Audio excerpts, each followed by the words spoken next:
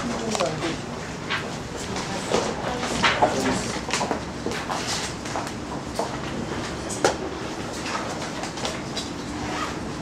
이번 학기에는 초대 교회사를 우리가 지금 살펴보도록 하겠습니다. 그래서 초대 교회사가 지금 교재를 받으셨지만은 지금 방대한 분량이라 다 맞추기가 좀 어렵습니다. 그래서 제가 될 수 있는 대로 맞히는 방향으로 하되 중요한 건 그래도 짚고 넘어가야 되니까 필요한 거는 계속 좀 자세히 하고, 그리고 단순한 거는 지금 각자 읽어보는 방식으로 해서 이렇게 넘어가고 그렇게 해서 한 학기를 마치도록 그렇게 하겠습니다. 그래서 이 교회사를 우리가 또 알아야지 또는 다른 여타 학문과 연결이 또 되어지는 거니까, 역사를 모른다는 것은 전체의 그 신앙 전체를 갖다 우리가 가늠하기가 어렵게 되는 그런 일들이 또 있습니다. 그러니까 구체적인 역사를 한다는 거, 이거는 또 우리가 많은 그 다른 연구할 때 도움이 되고 또 설교할 때도 도움이 되고 이러니까 앞으로 이 교회사를 이번 학기에 초대 교회사를 우리가 선고해 나갑니다.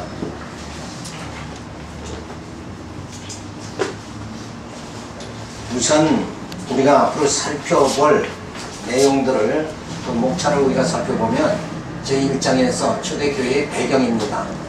그리고 2장에 들어가서는 교회의 설립, 그리고 3장은 기독교 박해 역사, 그 다음에 4장은 그런 박해 역사가 끝나고 기독교가 공인되어집니다. 그리고 공인되어지면서 뭔가 사람은 편안하면 부패하기 시작하죠. 그 부패가 주어지는데 그게 이단의 반호가 주어지고, 그 다음에 분파, 그거 이단에 대해서 또 분파운동이 또 주어져요. 그래서 교부들의 신학이 주어지고 성경과 신조가 형성이 되어집니다. 그래서 이런 혼란한 모든 그 사상들을 이제는 다 거쳐가면서 이제는 우리가 어떤 신앙을 골격을 잡아야 되느냐, 이런 게 이제 다 신조죠. 그래서 신조학도 우리가 살펴보자, 구체적으로. 자, 그런 것이 이제 형성되고 교리적 논쟁이 주어지고 선교운동이 주어지고, 그 다음에 수도원 운동이 주어집니다. 그리고 이제 유명한 어거스틴이 등장하게 되어지죠. 그래서 어거스틴의 그 사상 이런 걸 우리가 살펴보게 되어지고, 마지막으로 이제 교황제도의 발전이 주어집니다. 이때 초대 교회사가 끝날 무렵에 이제 교황제도가, 교황시대가 이제 등장하잖아요. 그리고 바로 중세사로 넘어가게 되어집니다. 자, 그래서 우선 역사적 배경에서는 이스라엘 역사, 그리고 제국의 역사가 주어집니다. 그러니까 이스라엘 역사, 하나님께서 아브라함을 택해가지고 쭉 인도하는 그 역사가 주어지면서 바로 이스라엘 백성들이 하나님께 불순종하죠. 그래서 나라가 둘째 갈라지면서 포로 생활에 들어가죠. 그때에 그 제국들이 등장을 해가지고 나타나게 되는 그 역사를 통해서 바로 이제 정말 예수님의 시대가 주어지는, 바로 영원한 그 세계가 시작되는 그런 시점에 도달하게 됩니다. 그래서 그때까지 이스라엘의 그 사상, 그것은 바로 대표적인 게 헬레니즘하고 시브리즘입니다. 이 사상이 어떻게 흘러갔는가 우리가 살펴보고, 그 다음에 사회적 배경으로는 바벨론 포로 시대, 그리고 헬라 통치 시대가 주어지고, 그 다음에 이제 교회가 세워지게 되어집니다. 그래서 교회의 시작이 바로 되어지는데 그리스도의 탄생이 주어지고, 예수의 동정녀 탄생이 주어지고, 그 다음에 오순절 사건이 주어지게 되어집니다. 자, 그렇게 해서 교회는 이제 또 확장하죠. 그래서 예루살렘 교회와 이방인 교회, 그래서 유명한 이방인의 사도로 사도 바울이 등장하게 되어집니다. 그 다음에 로마 교회가 주어지고, 그런 가운데 이제 기독교 박해 역사가 주어집니다. 자, 이 기독교의 박해 역사는 왜 주어지는가? 아주 그냥 우리가 역사를 살펴보면 정말 어떻게 저렇게 이스라엘 백성들을 짐승 취급하고 사람 취급을 안 해요. 그냥 짐승같이 사용하는 거예요. 기둥에다 묶어놓고 여기서 한쪽에는 파티를 하고 그 다음에 사람에게 기름을 딱 묻혀놓고 불을 지르는 거예요. 그러니까 사람이 없어서 타가는데 여기서는 파티를 한단 말이에요. 이런 엄청난 사건들이 주어지는 이유가 뭐냐? 우리가 그 이전에도 사건이 주어지잖아요. 바벨탑을 쌓고 나서 온 인류를 다 흩어져 버렸죠.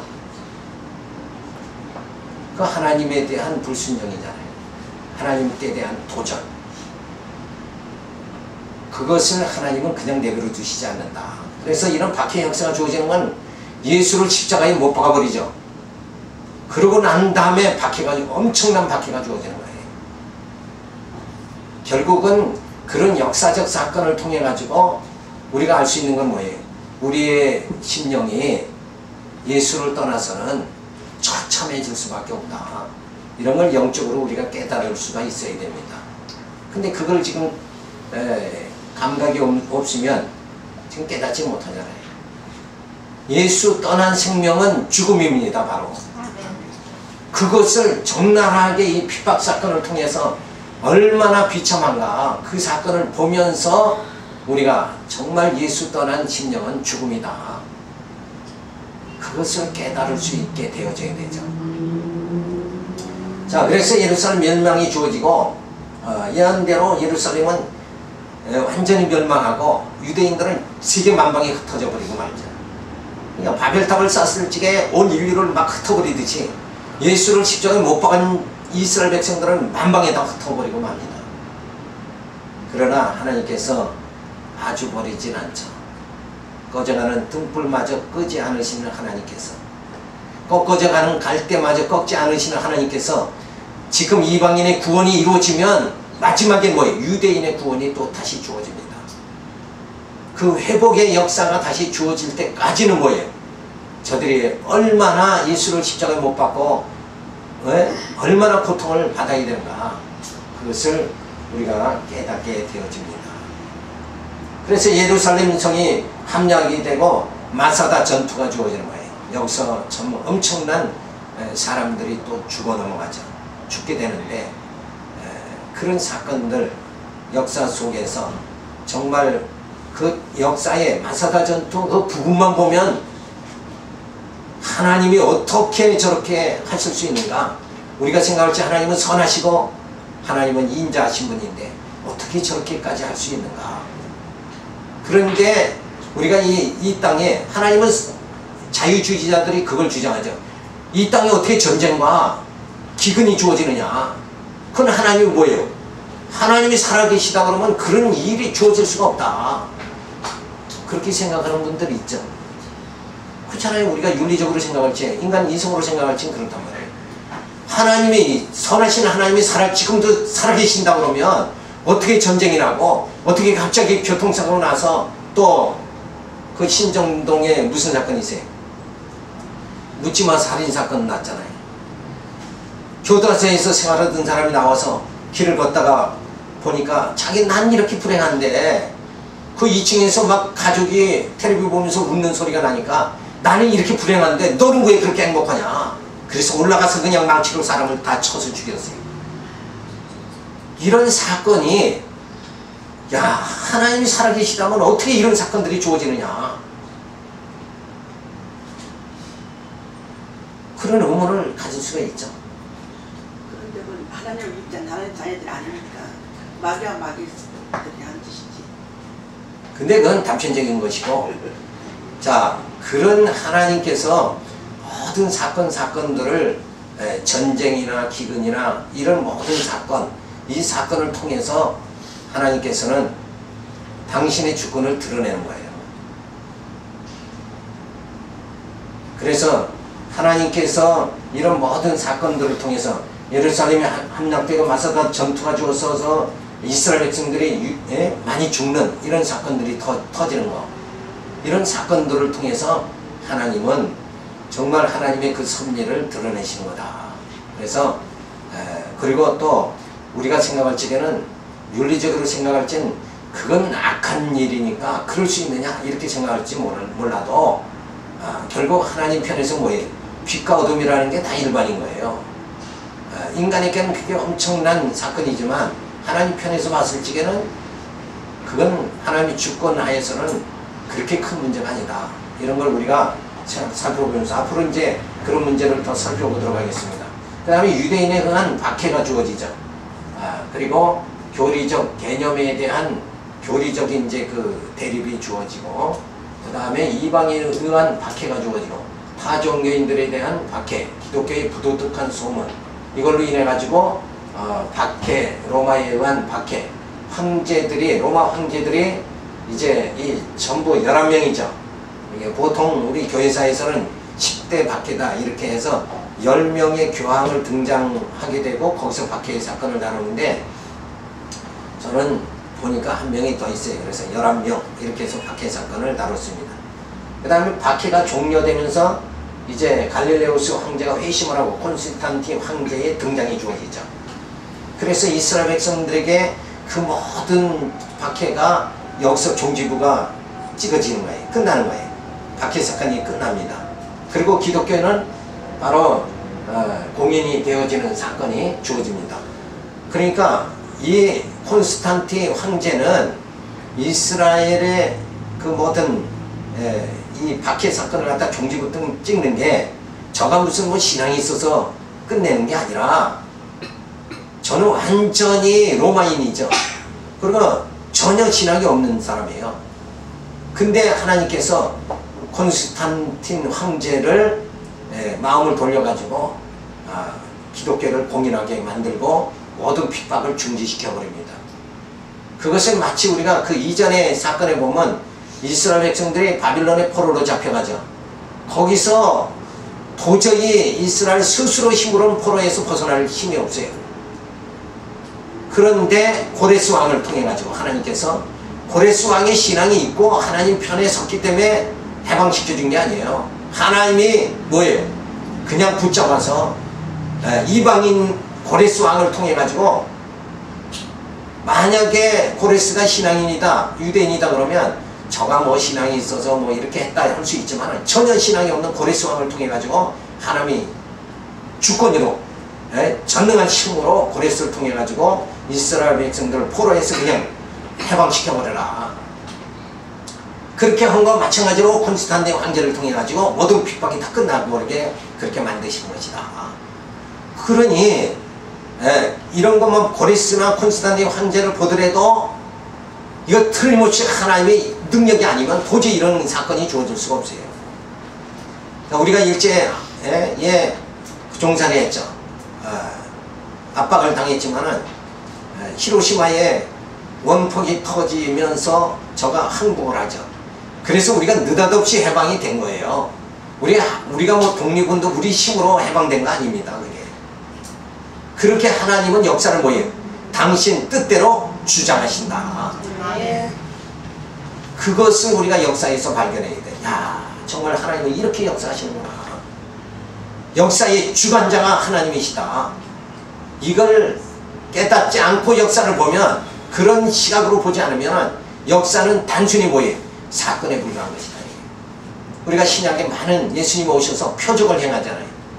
오병이의 표적, 죽은 나사를 살리는 표적.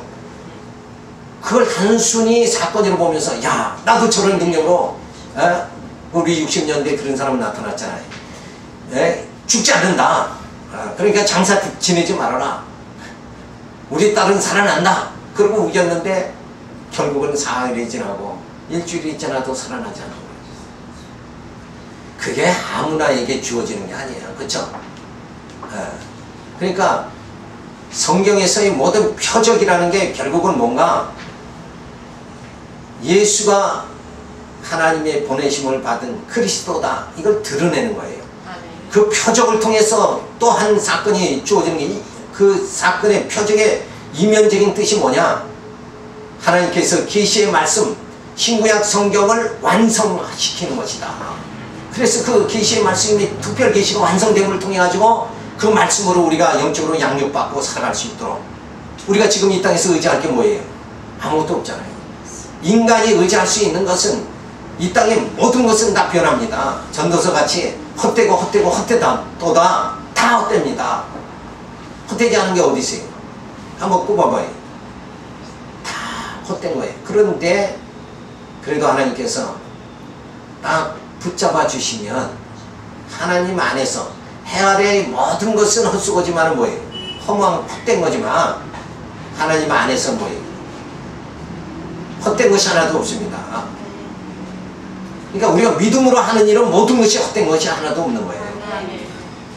내가 어디 가서 청소를 해도 교회 와서 청소를 해도 그게 헛된 일이 절대 아니다. 그래서 역사를 하나님께서는 이 계시의 말씀을 완성시키려고 예수님이 오시고 그 제자들을 통해서 모든 표적을 다 이루시잖아요. 그래서 그 표적의 능력을 통해서 우리가 알 수 있는 게 뭐예요? 바로 예수가 그리스도다. 하나님의 아들이다. 또 한 가지는 뭐예요? 이 계시를 완성시켜 주시는 거다. 그래서 그 계시의 말씀을 통해서 우리가 양육받잖아요. 자, 이 땅의 모든 것이 허무한데 영원한 것은 뭡니까? 복음은 영원하죠. 하나님 말씀은 영원합니다. 그건 변질되지 않는 거예요. 그것이 바로 구약은 옛 언약이고 신약은 새 언약이다. 그 언약을 우리가 부여잡고 살아가는 것이 우리에게 생명이 주어지는 거예요. 그 하나님의 언약의 말씀, 그것이 우리에게는 생명이 되어지는 거예요. 그게 소망이 되어지는 거예요. 그거 붙잡고 살아가잖아요. 그래서 이렇게 하나님의 역사가, 박해의 역사가 종기부를 짓고 밀라노 칙령을 통해 가지고 기독교가 공인이 되어집니다. 그런 다음에 또 여러 가지 이제 그 핍박 속에서는 그 신앙들을 지키려고 그냥 정말 목숨을 다 걸었잖아요. 하다못해 우리가 앞으로 역사 살펴보지만은 너무나 이 바깥 세상에서는 핍박이 너무나 강하니까 어떻게 할 재간이 없어요. 기독교인이다 하면 잡아다 죽여버리니까. 그래서 무덤 속으로 들어갑니다. 그걸 이제 카타콤이라고 그러죠. 무덤 속으로 들어가서 신앙을 지키는 거예요. 시체가 옆에 있는데 거기서 옆에서 밥을 먹고 거기서 생활하고. 그런데 우리는 지금 어때요? 사도 바울이 말한 것 같이 너희가 눈으로 봤고 손으로 만져본 바라. 예수 그리스도를 우리는 정말 눈으로 보고 말씀을 통해서 우리가 만져볼 수 있는 이런 상태가 됐는데도 불구하고 우리의 신앙은 나태해져 버리고 말입니다. 그것이 어째서 그러냐?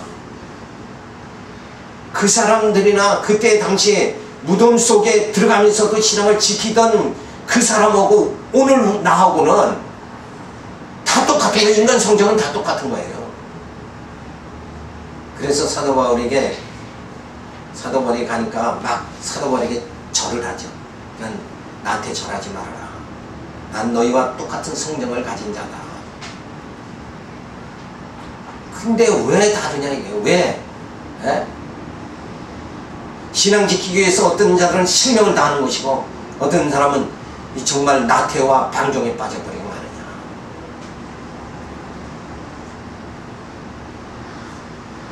그래서 그러한 자가 되지 않으려면 늘 우리는 어때요? 이 생각을 못하고 살아가느냐. 진리가 내게 임하면, 말씀이 내게 임하면 내 속에 있는 탐욕과 시기가 육신의 정욕이 다 소멸돼 버리고 맙니다. 그러면 신령한 세계를 바라보게 되어지는 거예요. 내가 죽어야 내 안에 그리스도가 사십니다. 그게 차이가 주어지는 거예요.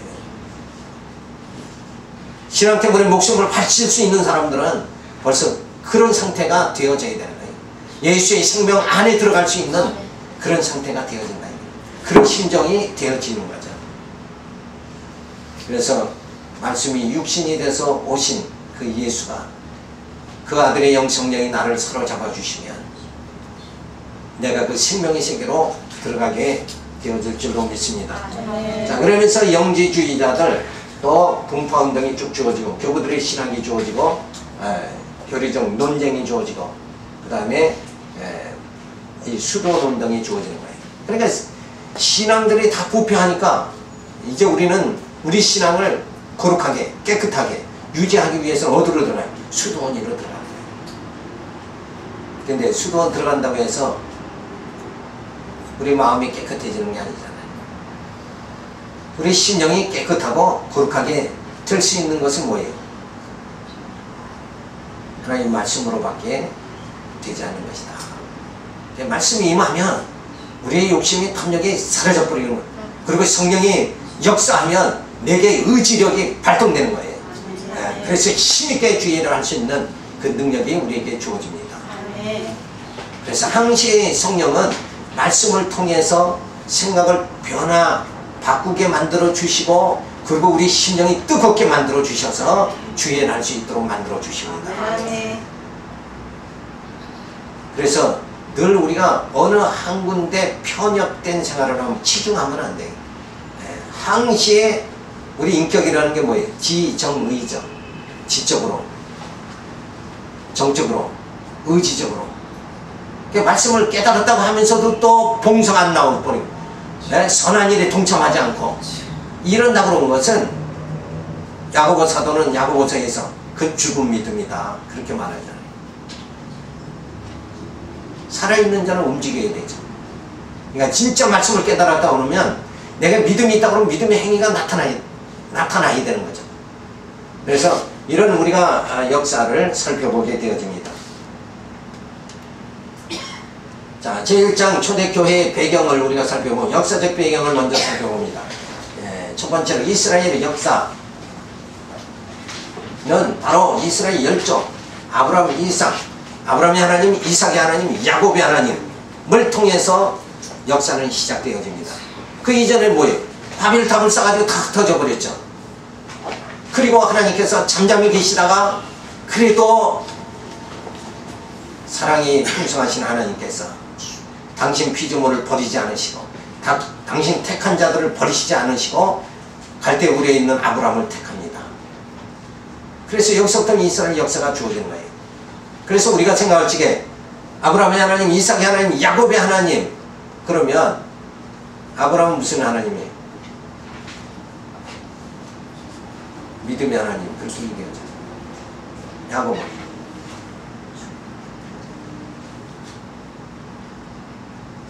우리가 그거는 단편적인 거예요. 여기서 이스라엘 하나님, 야곱의 하나님, 이삭의 하나님, 야곱의 하나님이라고 하는 것은 뭐예요? 약속대로 이루시는 하나님입니다. 그걸 우리가 기억을 해야 됩니다.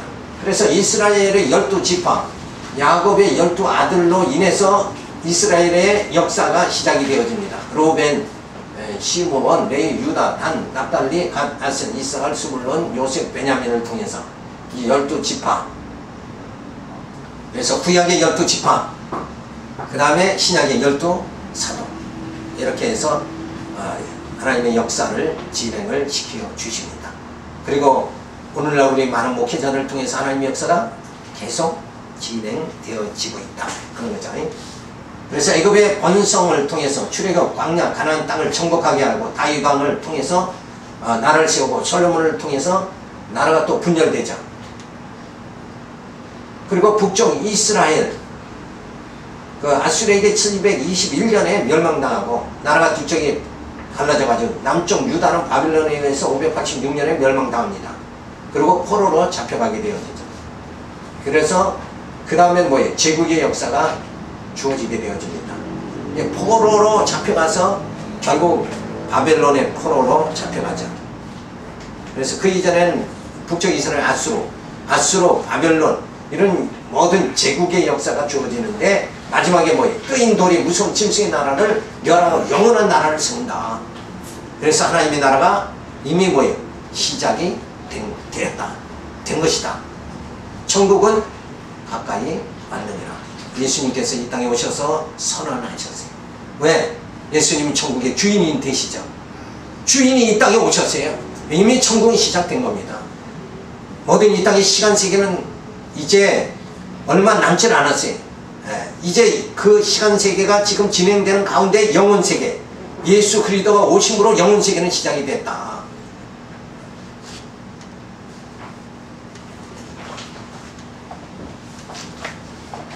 그래서 아브라함,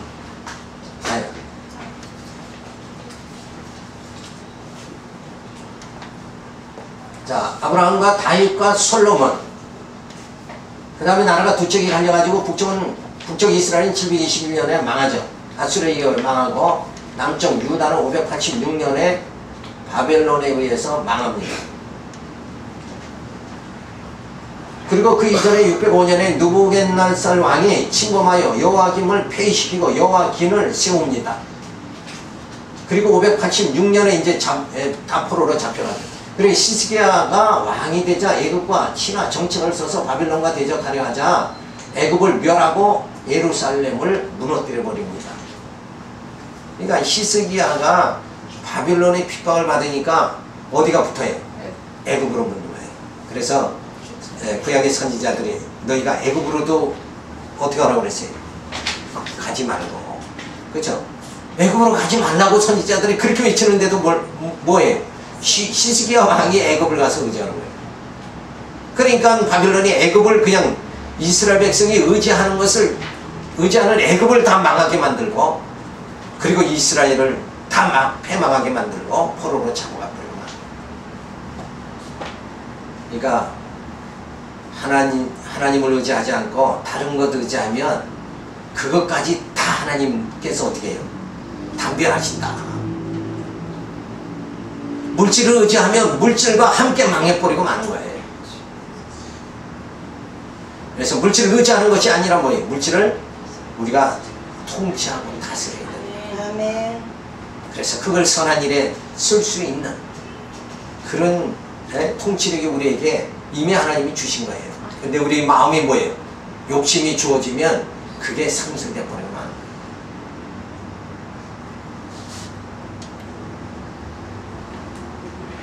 그래서 유다 포로로 다 잡혀가게 되죠. 그래서 유대 민족 대다수를 바빌론이 죽여버립니다. 다시는 일어서지 못하게. 그러면서 이때 제사장들과 젊은이들을 다 포로로 잡아갑니다. 그럼 이들까지 완전히 다 죽여버리지 왜 잡아가는가? 여긴 자기들의 계산이 딱 있는 거예요. 왜 그런가? 보면 280여 개의 신전이 있어요. 바빌론에. 그리고 바빌론의 저들이 섬기는 신인 마르도 신을 섬기게 하려고 이 하나님의 그 율법과 규례에 능통한 자들을 이용해서 왕을 섬기게 하고 요 마르도 신을 섬기게 하려고. 그러니까 저들도 우리가 하나님 이스라엘 백성들이 그 성전에서 하나님을 섬기던 그 방법으로 똑같이 마르도 신을 섬기게 그렇게 만들려고. 그래서 자기들이 이 마르도 신을 섬겨가지고 바빌론이 세계를 지배하고 왕성한 나라가 되는 게 저들의 꿈이죠. 그걸 이루기 위해서 이 선을 섬기도록 하기 위해서 이 제사장들과 젊은이들 포로로 다 잡아가 버립니다. 그러니까 저들은 자기들의 목적을 위해서 잡아가지만 결국은 뭐예요? 하나님께서는 그래도 남은 자를 남겨두시는 사건이다. 그래서 구약의 사상은 남은 자 구원하는 사상이에요. 우리가 이 땅이 전부 보면은 밖에 보면은 다 부패하고 정말 불택자들이 그저 자기 세상 만든 것 같이 물질 만능주의로 살아가고, 도저히 이런 세상에서 어떻게 우리가 신앙생활을 유지할 수 있을까? 어떤 땐 심히 걱정스럽고 근심이 되지 않을 수 없어요. 그러다 보면 신앙이 약한 자는 뭐예요? 세상 믿지 않는 사람과 같이 그저 한 잔 하다가 그 다음에는 어떻게 해요? 두 잔 하고. 요즘은 아가씨들, 옛날에 여자들은 술 잘 안 먹었는데 요즘 아가씨들은 그냥 이 술 먹는 게 아주 또 담배 피는 것도 그렇게 아주 태연하게 이렇게 담배 피는 거. 이 세속 문화에 그냥 그대로 끌려가 버리고 말아요. 그래서 교회가 지금 젊은이들의 숫자가 자꾸 줄어버리잖아요. 쥐락해도 줄어버리고. 왜? 지금 물결이 세속적인 물결이 지금 너무나 범람하는 거예요 지금. 올해 비가 많이 와서 홍수가 난 거 이게 문제가 아니에요 지금. 영적으로 홍수가 났다는 거예요 지금. 아멘. 세속주의가 그냥 물밀듯이. 아멘. 그러니까 어린아이들은 다 게임하다가 교회 안 나오잖아요. 그러니까 컴퓨터가 바보 만드는데 바보 박스라고 그러죠.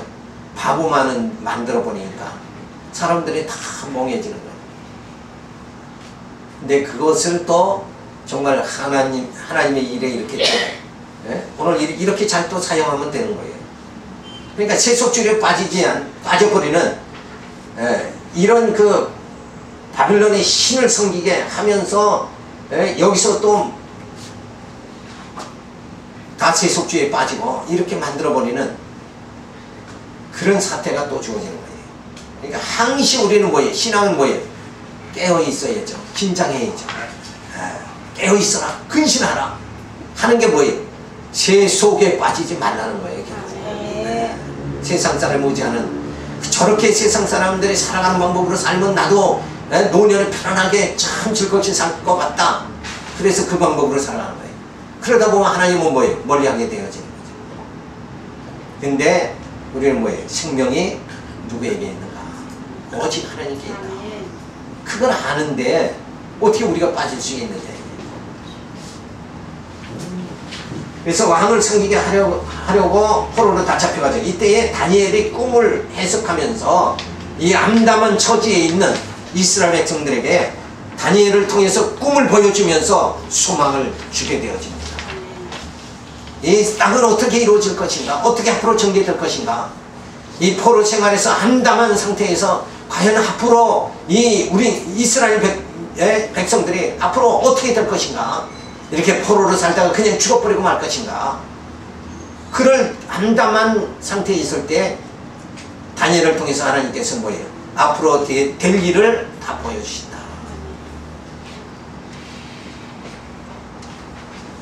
그래서 제국의 역사가 주어지는 장면이 주어지는데 첫 번째로 느부갓네살에게 보여준 신상이 주어지죠. 그래서 왕이 한 큰 신상을 보셨나이다. 그 신상이 왕의 앞에 섰는데 크고 광채가 특심하여 그 모양이 심히 두려우니 그 우상의 머리는 정금이요 가슴과 팔은 은이요 배와 넓적다리는 못이요 그 종아리는 철이요 그 발은 얼마는 철이요 얼마는 진흙이었나이다. 또 왕이 보신즉 사람이 손으로 하지 아니하고 뜨인 돌이 신상의 철과 진흙과 발을 쳐서 부서뜨리매 때에 철과 진흙과 녹과 은과 금이 다 부서져 여름 타작 마당에 겨같이 되어 바람에 불려 간 것이 없었고 우상을 친 돌은 태산을 이루어 온 세계에 가득하였나이다. 그러니까 아무리 아수르 바벨론 이런 로마 제국의 역사가 계속 주어지죠. 그런 역사가 세상 세계에 엄청난다고 할지라도 결국은 뭐예요? 뜨인 돌이 그 모든 것을 다 부숴버리고 만다. 그래서 예수 그리스도께서 이 땅에 오셔서 모든 나라를 다 통치하시고 만왕의 왕으로 다스리고 모든 것을 섭리하신다. 이것이 너무나도 분명한 거죠. 그런데 우리가 육신의 눈으로 봤을 때는 어때요? 그래서 구약에 우리 아브라함이 기근을 맞이해서 애굽에 내려가니까 바로왕의 권세가 엄청 큰 거예요. 그러니까 아내를 누이라고 속이잖아요. 그것이 뭔가 아내를 누이라고 속이기 이전에 하나님께서는 아브라함에게 뭔 약속을 했어요? 너를 저주하는 자는 내가 저주하고 너에게 복을 비는 자는 그에게 내가 복을 빌어주겠다. 그러니까 누구에게 딸린 거예요? 복 받고 못 받는 게 아브라함에게 딸린 거예요. 왜? 하나님께서 복을 주셨으니까. 그런 엄청난 복을 만약에 그 말씀을 저는 보면서 하나님 내게도 아브라함에게 준 복을 주셨다 그러면 야 이거 참 목을 곧게 하고 막 힘주고 좀 살아갈 텐데 그런 생각도 해봅니다만 자 아브라함이 그런 엄청난 복을 줬는데 아브라함은 그걸 금방 잊어버리는 거예요. 바로왕의 권세가 세니까 엄청나니까 자기 목숨을 유지하려고 아내를 누이라고 속이는 거예요. 그런데 실상은 바로왕의 권세보다 더 강한 분이 누군가? 여호와 하나님이시죠. 하나님의 권세가 바로왕의 권세보다 강하다는 것을 잊어버린 거예요. 우리는 늘 그런 생활하는 거예요. 현실에 주어지는 모든 가난을 해결할 수 있는, 내게 고통을 안겨주는 모든 그것을, 환경을 다 없앨 수 있는 건 뭐라고 생각해? 당장 돈 있으면 다 해결되지 않느냐. 돈의 권세가 하나님 권세보다 때로는 크게 느낄 때가 많잖아요. 그런데 실상은 뭐예요? 하나님의 권세가 더 큰 거죠. 그러니까 힘있게 살아갈 수 있는 거예요. 사도 바울이 당신들이 봤을 적에 내가 가난한 자 같으나 뭐예요? 나 실상 부유한 자다. 그것은 바로 그걸 이긴 그 신앙 아니에요. 이기는 신앙. 그렇죠? 승리하는 신앙이다. 그러니까 우리가 늘 모든 이 땅의 모든 세상 세력보다 더 우월하신 분이 누군가? 뜨인 돌로 그걸 다 부서뜨리는 하나님의 권세다. 하나님이 능하신 분이다. 이걸 우리가 늘 잊지 말고 살아가야 됩니다. 그래서 그 하나님께서 나를 택하셨다. 그리고 택하신 하나님께서 예수 그리스도를 보내가지고 나를 구속해 주시고, 성령을 보내서 교회를 세워가지고 나를 지금 말씀으로 양육해 주시고, 내 속사람이 점점 변화되게 만들어 주시고, 내 속사람이 새롭게 만들어 주시고, 그리고 신령한 몸, 부활의 몸을 입게 하고 그 영원한 하나님 나라 들어가서 살게 만들어 주시는 이 모든 역사를 내게 행해 주신다. 그러니까 하나님은 나를 어떻게 사랑하시는 거예요? 눈동자같이 사랑하신다. 아멘. 역사에서 나를 제외시킨 것이 아니라 그 역사 모든 것이 나 같은 어리석은 자를 하나님이 사랑하시는데, 사랑하는 나를 택한 자를 눈동자같이 사랑하시면서 역사의 주인공으로 삼아주신다. 아멘. 자, 야곱과 에서가 있었죠. 에서는 장자였지만 그가 팥죽왕으로 장자의 직분을 팔므로 인해서 소홀히 여겼어요. 그게 팥죽왕들의 문제가 아니라 뭐가 문제예요? 하나님의 구속의 원줄기가 옮겨지는 역사가 주어진 거예요. 그 장자의 직분을 소홀히 함으로 인해서 결국 뭐예요? 야곱이 하나님의 구속의 원줄기가 되어지는 거예요. 거기서 뭐예요? 바로 예수 그리스도가 오신 거예요. 그러니까 우리는 때로 이거 뭐 이렇게 별 볼 일 없이 살다가 서울 항구팅에서 그냥 죽나보다 이렇게 생각할 게 아니라, 하나님께서는 보잘것없는, 내가 봤을 땐 내가 보잘것 없지만 하나님께서는 당신 자녀 삼아주셨어요. 누가 뭐래도 자기 자식은 가장 귀한 거 아닙니까? 네? 그래서 하나님은 이 역사를 움직이시는데 나를 하나님 택하셔서 이 역사의 원줄기, 구원의 원줄기로 나를 이끌어 가신다. 이걸 생각할 때 우리는 늘 감사해야 됩니다. 아멘.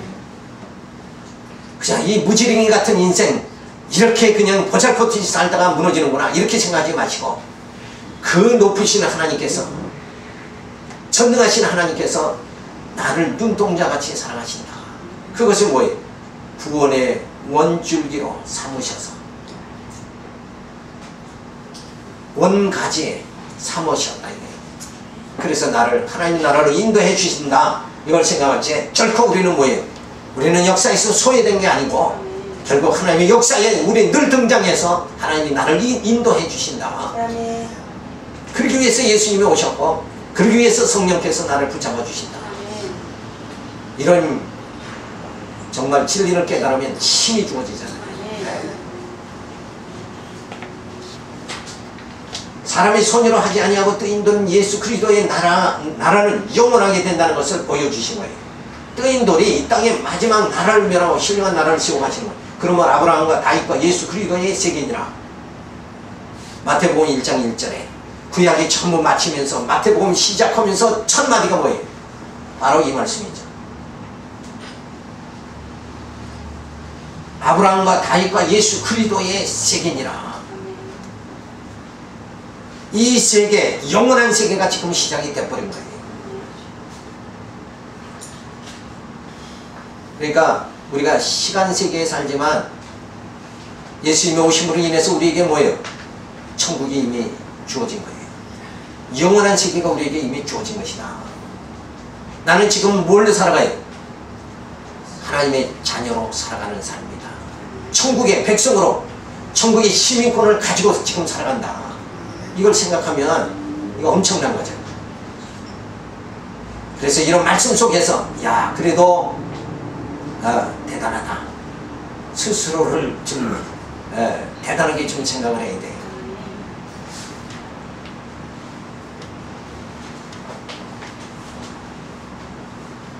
자, 다시 한번 우리가 살펴보면 아브라함과 다윗과 솔로몬의 시대를 거쳐서 북쪽 이스라엘이 주어지고 남쪽 유다에서 결국 북쪽 이스라엘 망하고 남쪽 유다로 이어지는 가운데 626년에 다니엘이 꿈을 꾸죠.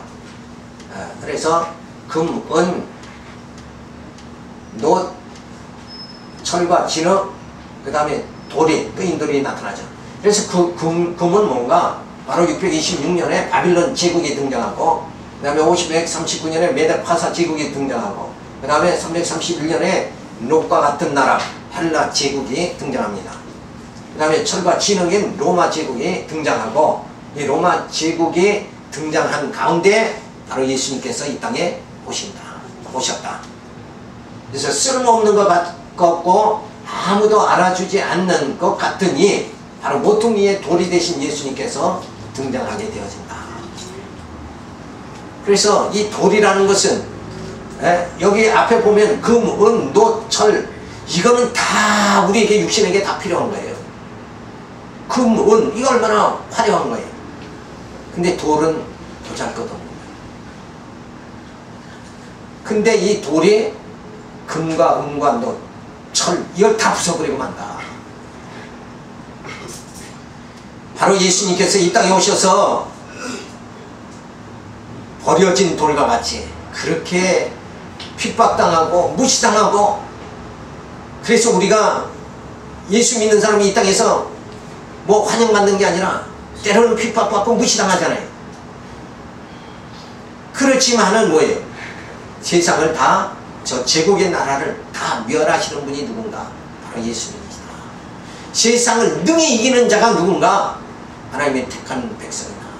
오늘 우리에게 성도란 이름을 붙여주신 우리가 바로 뭐예요? 세상을 능히 이기고 감당하게 될 줄로 믿습니다. 그러니까 아무것도 두려워할 게 없죠. 바로 여호수아에게 강하고 담대하라 하신 말씀대로 이제 세상 사람들은 이 세상이 천국이냐 하고 살아가니까 이 땅에서 힘을 주고 살아가죠. 근데 이미 영혼 세계가 지금 시작이 돼버린 거예요. 그러니까 그 하나님의 영원한 세계에서 영원한 하나님의 그 복을, 신령한 복을 우리가 누리면서 살 날이 분명히 앞으로 주어지는 거예요. 그래서 역사는 지금 이렇게 전개된다. 자, 그래서 이 영원한 나라, 모퉁이의 돌이 되신 예수를 통해서 영원한 나라가 시작이 된다. 그러니까 바빌론이나 메다나 헬라나 로마나 이 세상 나라는 다 결국은 사라지고 없어지지만 바로 영원한 나라, 예수의 나라, 이 나라는 영원하다. 진리는 영원한 겁니다. 그 진리를 부여잡고 우리가 살아가니까 그 하나님의 약속이 내게 있으니까 뭐예요? 늘 우리는 힘있게 살아야 되죠. 자, 아브라함과 다윗과 예수 그리스도의 세계라 보이지 아니하는 영원한 하나님의 세계가 시작되니까 그리스도의 영원한 나라가 시작이 되어졌다. 그래서 내가 지금 어디에 무슨 나라에 사는 거예요? 나는 영원한 예수 그리스도의 영원한 나라에 지금 살고 있다. 그래서 이 눈에 보이는 거 의지하는 것이 아니라 보이지 않는 그것을 바라보고 소망 속에 우리가 달려가야 됩니다. 그래서 사도 바울은 내가 페트로를 향해서 달려간다. 하나님께서 예수에게 내가 잡힌 바 된 그것을 내가 잡으려고 쫓아간다. 그것이 뭐예요? 바로 부활의 소망이죠. 그 소망을 부여잡기 위해서 내가 달려간다. 그러기 위해서 나를 쳐서 목적하고 이제 내 마음을 탐욕에 늘 일그러질 수밖에 없는 내 마음이 그것을 내가 다 소멸해버리고 이제는 그 영원한 하나님 말씀이 내 안에 소망이 넘칠 수 있도록 이 진리를 우리가 부여잡는 거예요. 진리가 내게 임하면 내 속사람이 뭐예요? 소생하는 역사가 주어진다. 새롭게 되는 역사가 주어진다. 그래서 하나님 나라가 이미 시작이 되었다. 천국이 이미 가까이 왔느니라. 그런데 우리는 이런 생각을 못하고 살잖아요. 눈만 떴다 하면 현실이 보이니까 보이는 게 존재하는 걸로 생각한다 이게. 근데 보이지 않는 이 영원한 나라가 실제는 존재하는 거예요. 이게 진짜인데 우리는 뭘 바라보고 사는가? 눈에 보이는 나라, 허상을 바라보고 살아가는 거예요. 내 겉사람은 이건 허상입니다. 이 육신은 허상이에요. 이건 없어질 겁니다. 사라질 거예요. 내 속사람 뭐예요? 이게 실상이다. 바로왕의 권세는 허상이고 하나님의 권세는 실상이다. 이게 믿어져야 됩니다. 그래야 마음이 편안해집니다. 마음이 든든해집니다. 이게 영적 생활이죠. 보이는 세상 의지하고 살려면 이건 신앙생활 아니에요. 영적 생활 아닙니다. 보이지 않는 걸 부여잡아야 돼요. 그게 실상이라고 생각할 수 있는 이 믿음이 우리에게 주어져요. 그래서 믿음은 뭐예요? 바라는 것들의 실상이고 보이지 않는 것의 증거다. 우리가 그래서 영적으로 살아가는 건데 사실 영적으로 살아가면서도 우리가 눈을 떴다 하면 보이는 것에 매여버리잖아요. 그래서 보이는 것이 존재한다 생각하지 말고 보이지 않는 것이 영원한 것이다. 그래서 우리는 뭘 부여잡는 거예요? 하나님의 그 약속을 부여잡는 거예요. 하나님 반드시 내 겉사람 무너져간다고 할지라도 하나님의 약속은 영원하다. 이걸 부여잡고 힘있게 살아가시기 바라면서 이 말씀드렸습니다. 기도합니다. 하나님 감사를 드립니다. 우리가 정말 주님의 그리스도의 세계 이미 시작이 되어졌는데 아직도 우리는 육체를 가졌기 때문에 이 현상 보이는 나라를 의지하고 살아갈 때가 많이 있습니다. 현상적인 것을 의지하지 말고 이제 보이지 않는 그 영원한 하나님의 약속을 부여잡고 힘있게 살아갈 수 있도록 인도하여 주시옵소서. 하나님은 여호와십니다. 약속대로 이루시는 하나님께서 반드시 하나님의 그 영원한 나라를 이루시고 우리에게 그 영광을 취하게 해 주실 줄로 믿습니다. 그리스도의 영광의 날을 바라보면서 오늘도 이 진리의 말씀을 깨닫고 주신 사명 감당하면서 힘있게 다른 박질할 수 있도록 저희들을 붙잡아 주시며 인도하여 주시옵소서. 이 싸움과 예수님의 이름으로 기도드리겠습니다. 수고하셨습니다. 그래요. 형님. 수고하셨습니다. 네, 질문하세요. 아니요, 6장에 그 밑에 보면 세 번째 단락에 이러한 놀라운 소식이 역사 가운데 바벨론 제국의 초대 왕 베데바사가 지금 성취가 잘못된 것 같아요. 그 오타난 건 좀 정정된 것 같아요. 네. 다음 시간에 이어서 합니다. 다음 시간 여기서 여기서 목사님이니까 영상 계속 여기서. 여기서 영상은 여기서 딱.